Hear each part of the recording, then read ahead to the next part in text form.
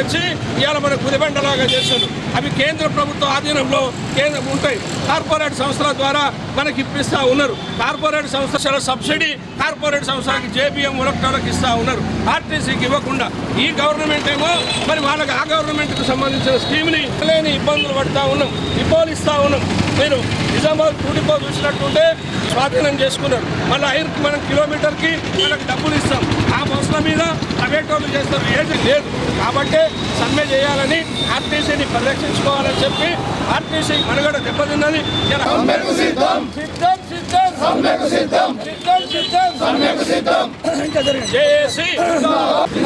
Congress party మేనిఫెస్టోలో పెట్టిన అంశాలను వెంటనే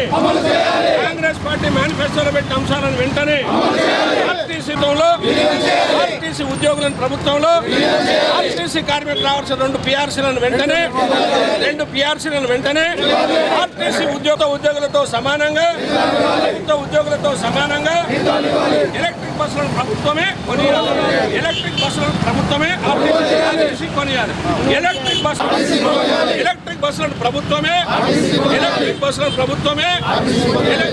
బస్సుల మీద ఆర్టీసీ ఉద్యోగులే పనిచేయాలి. ఎలక్ట్రిక్ బస్సుల మీద ఆర్టీసీ ఉద్యోగులే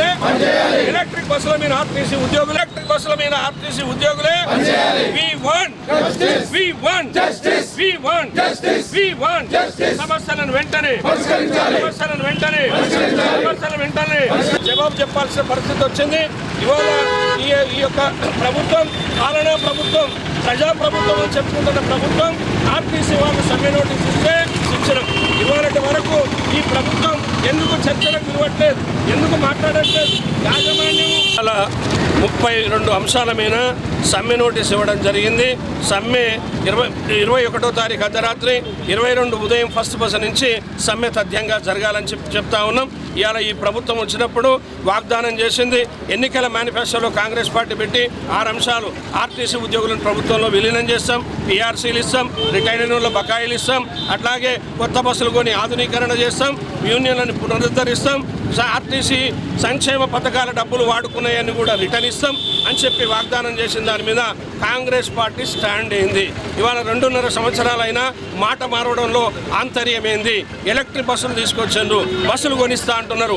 మీరు ఎక్కడ కూడా ఇలా ఆర్టీసీకి ₹1 ఇవ్వలే, ఒక్క బస్సు కొనియలే. కానీ కేంద్ర ప్రభుత్వ విధానంలో ఉన్నటువంటి దాని మీద మీరు ఎలక్ట్రిక్ బస్సులను మాకు ఇస్తూ ఉన్నారు. అది కార్పొరేట్ సంస్థల ద్వారా ఇప్పిస్తూ ఉన్నారు. కార్పొరేట్ సంస్థలకు మోదీ గారు ఒక్క బస్సుకి 36 లక్షల సబ్సిడీ ఇస్తూ ఉన్నాడు. అది ఆర్టీసీకి రాకుండా చేస్తూ ఉన్నారు. రెండోది, ఈ ప్రభుత్వం ఇంట్రెస్ట్ ఏందో తెలియట్లేదు. ఇవాళ ఆ ప్రభుత్వం చెప్పినటువంటి వాటిని మాకు హైర్కి ఇప్పిస్తూ ఉన్నారు. మేము కిలోమీటర్కి డబ్బులు ఇస్తూ ఉన్నాం. తర్వాత ఆ బస్సుల వల్ల దాని మీద అవుట్ సోర్సింగ్ వాళ్ళే పనిచేయాలి, పర్మనెంట్ ఉద్యోగులు కాదు. అడ్డమైన వాళ్ళని తీసుకొచ్చేయాలా అక్కడ పెట్టే పరిస్థితి ఉంది. ఆర్టీసీ కార్మికులు దాని మీద పనిచేయొద్దంటే, రెండోది పవర్ పాయింట్లు పెట్టాలి. అన్ని డిపోలు, ఇక్కడ 2 డిపో ఇచ్చినాం, పవర్ పాయింట్ పెట్టినాం, కోట్ల రూపాయలు పెట్టినాం. వాళ్ళు హస్తగతం చేసుకొని మమ్మల్ని బయటకెళ్ళగొట్టారంటే ఆర్టీసీ ఆస్తులను కూడా వాళ్ళే కొల్లగొట్టుకుపోతా ఉన్నారు, వాళ్ళే హ్యాండ్ ఓవర్ చేసుకుంటా ఉన్నారు. ఆర్టీసీ ఉద్యోగులు ఈ బస్సులు రాష్ట్రమంతా తెస్తారని ముఖ్యమంత్రి అంటా ఉన్నాడు. రాష్ట్రమంతా తెస్తే వ్యతిరేకం కాదు. ఆర్టీసీకి మీరు ఎందుకు కొనియరు? ఆర్టీసీ కొనిచ్చి ఈ ప్రజా రవాణాని బాగుపరచాలి కదా. ప్రజా రవాణా మీద మీ స్టాండ్ ఏందో మీరు చెప్పట్లేదు. ఇలా ప్రజా రవాణా ఇబ్బంది పడితే ప్రజలు ఇబ్బందుల్లో పడతారు, రేట్లు పెరుగుతాయి. ఇలా ప్రైవేట్ పరం వస్తే బాధుడు ఎక్కువైతుంది. కాబట్టి తెలంగాణలో ఆర్టీసీ నీడ్ ఉంది కాబట్టి ఈ బస్సులు మాకు ఇవ్వాలి, మాకే కొనియాలి. ఒక బస్సు వస్తే 6గురికి ఉద్యోగాలు వస్తాయి. ఇవాళ దాదాపుగా మరి 8-9 సంవత్సరాల నుంచి కూడా రిక్రూట్మెంట్ లేదు. ఇలా 16-17 మంది రిటైర్డ్ అయిపోతే వాళ్ళు పదోన్నతులు లేవు, ప్రమోషన్ లేవు, కొత్త రిక్రూట్మెంట్ లేదు. తర్వాత పని భారం పెరిగింది, పని గంటలు పెరిగినాయి. 16 గంటల నుంచి 20-25 గంటలు పని చేపిస్తూ ఉన్నారు. ఇది నిర్బంధంలో పనిచేస్తూ ఉన్నారు. లీవులు లేవు, డబుల్ డ్యూటీలు చేయాలి, చెప్పినట్టు వినాలి. కేసులన్నీ మాటికి పోతాయి. మహాలక్ష్మి పథకంతో బాగా డబ్బులు వస్తున్నాయి, ఆర్టీసీ బాగుపడుతుందని వాళ్ళు చెప్తా ఉన్నారు. ఇవాళ మహాలక్ష్మి పథకం మీరు ఫ్రీగా పెట్టలే, మేము మీ ఇమేజ్ని పెంచినాం, మేము సక్సెస్ చేస్తేనే మీకు పేరు వచ్చింది. 350 కోట్లు ప్రతి నెల మాకు ఇవ్వాలా లేదా? ఆ టికెట్లకి ఎందుకు ఇస్తలేరు? మొత్తం ఇవ్వాలని మేము అంటా ఉన్నాం. ఇవాళ మాకు బాకీ పడ్డదా లేదా? ఈ ప్రభుత్వం బాకీ పడ్డది. చర్చలకు పిలవమంటే యూనియన్లు లేవంటా ఉన్నారు. యూనియన్లు లేకపోతే లేబర్ కమిషనర్ ఎందుకు లెటర్ ఇస్తాడు, ఎందుకు పిలుస్తాడు? ఆ విధంగా చూసుకోండి. రెండోది, ఇలా సమ్మెకు పోతే పిలవాల్సిన ప్రభుత్వం సమ్మె సన్నాహక చర్యల్లో మేము చేసి కార్మికులంతా ఆర్టీసీని కాపాడాలి, ఆర్టీసీ ఉండాలి అని మేము ప్రయత్నం చేస్తూ ఉంటే ఒక దిక్కు రిక్రూట్మెంట్ జరుగుతూ ఉంది, నిన్న ఇవాళ రహస్యంగా కార్మికులను బెదిరిస్తూ ఉన్నారు, కార్మికులని సమ్మెకు పోవద్దని రాయించుకుంటా ఉన్నారు. ఇటువంటి కుహన రాజకీయం చేస్తే ఊరుకునేది లేదు. యాజమాన్యము ప్రభుత్వము ఆర్టీసీని ముంచడానికి కార్మికులను భయప్రాంతులు చేస్తే ఎన్ని ఇబ్బందులు వచ్చినా రోడ్ల మీద వస్తాం.